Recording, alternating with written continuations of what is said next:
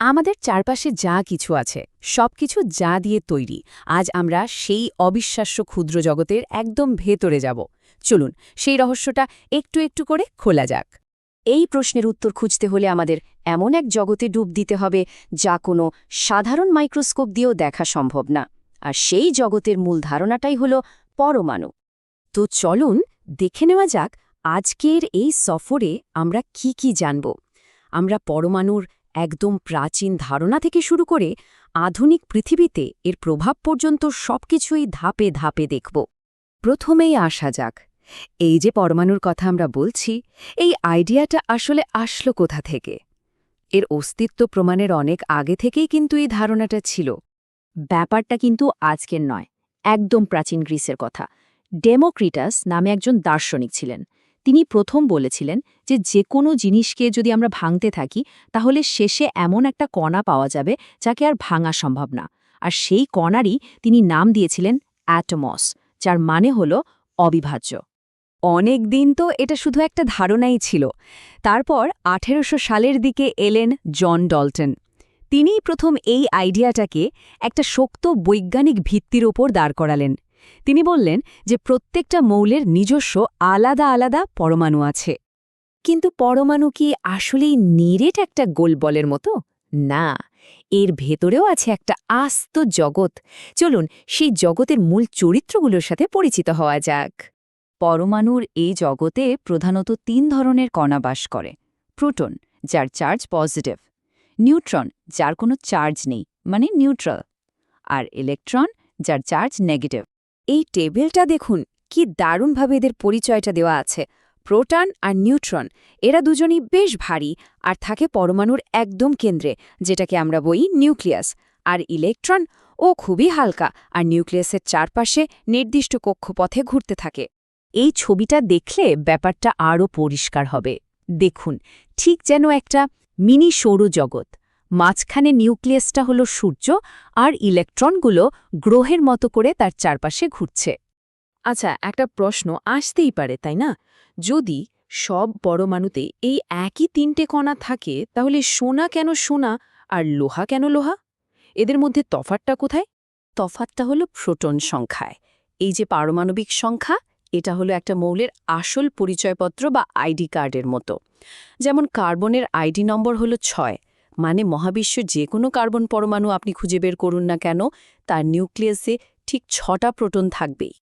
আর ভর সংখ্যা হল নিউক্লিয়াসের মোট ওজন, মানে প্রোটন আর নিউট্রনের সংখ্যাটা যোগ করলেই যা হয় সেটাই হলো ভর সংখ্যা। খুবই সহজ, তাই না? কিন্তু এখানে একটা মজার ব্যাপার আছে। কি হবে যদি একই মৌলের পরমাণুর প্রোটন সংখ্যা 1 থাকে কিন্তু নিউট্রন সংখ্যা বদলে যায়? তখন জন্ম হয় আইসোটোপের। হাইড্রোজেনকে দিয়েই বোঝা যাক। দেখুন, 3 ধরনের হাইড্রোজেন আছে। সবারই কিন্তু একটা করেই প্রোটন, তাই এরা সবাই হাইড্রোজেন। কিন্তু নিউট্রন সংখ্যা আলাদা হওয়ার কারণে এদের ওজনও আলাদা। এরা একে অপরের আইসোটোপ।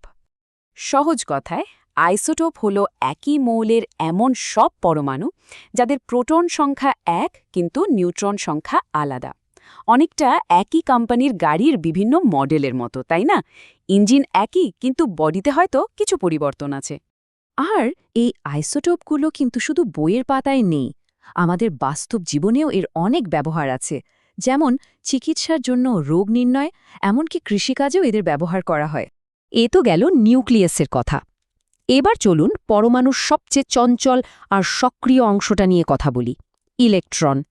পুরো রসায়নটাই কিন্তু দাঁড়িয়ে আছে এই ইলেকট্রনের আচরণের উপর। ইলেকট্রনগুলো কিন্তু এলোমেলোভাবে ঘোরে না। নিউক্লিয়াসের চারপাশে এদের জন্য নির্দিষ্ট শক্তিস্তর বা কক্ষপথ আছে, অনেকটা স্টেডিয়ামের গ্যালারি মতো। প্রথম সারিতে বসতে পারে মাত্র 2 জন, তার পরের সারিতে 8 জন, এভাবে বাড়তে থাকে। এই নিয়মটাকেই বলা হয় 2n² সূত্র। এই ছবিগুলো দেখুন, লিথিয়াম, কার্বন আর সোডিয়ামের ক্ষেত্রে নিয়মটা কিভাবে কাজ করছে। কার কোন শক্তিস্তরে কয়টা ইলেকট্রন থাকবে তা এই নিয়ম মেনেই ঠিক হয়। এখন সব পরমাণুই আসলে একটা জিনিস চায়, স্থিতিশীলতা বা স্টেবিলিটি। আর সেটা তারা তখনই পায় যখন তাদের সবচেয়ে বাইরের শক্তিস্তরটা ইলেকট্রন দিয়ে পুরোপুরি ভর্তি থাকে। এই স্থিতিশীলতা পাওয়ার জন্যই পরমাণুরা ইলেকট্রন দেওয়া নেওয়া বা ভাগাভাগি করে। যেমন ধরুন সোডিয়াম ফ্লোরাইডের কথা। সোডিয়ামের বাইরের কক্ষে একটা বাড়তি ইলেকট্রন আছে, ওটা দিয়ে দিতে পারলেই ও খুশি। আর ফ্লোরিনের একটা ইলেকট্রন দরকার তার বাইরের কক্ষটা পূরণ করার জন্য, তো সোডিয়াম তার বাড়তি ইলেকট্রনটা ফ্লোরিনকে দিয়ে দেয়। একজন ইলেকট্রন দিয়ে হয়ে যায় পজিটিভ আয়ন, আরেকজন ইলেকট্রন নিয়ে হয়ে যায় নেগেটিভ আয়ন। আর এই দুই বিপরীত চার্জই একে অপরকে আকর্ষণ করে, তৈরি করে ফেলে সোডিয়াম ফ্লোরাইড। এই ছবিটা ঠিক সেই ঘটনাটাই দেখাচ্ছে, কিভাবে সোডিয়াম আর ফ্লোরিন মিলেমিশে সোডিয়াম ফ্লোরাইড তৈরি করছে। তাহলে পুরো ব্যাপারটা সংক্ষেপে বললে কি দাঁড়ায়? দাঁড়ায় যে আমাদের চারপাশের সবকিছুই পরমাণু দিয়ে তৈরি। পরমাণুর ভেতরে আছে প্রোটন, নিউট্রন আর ইলেকট্রন।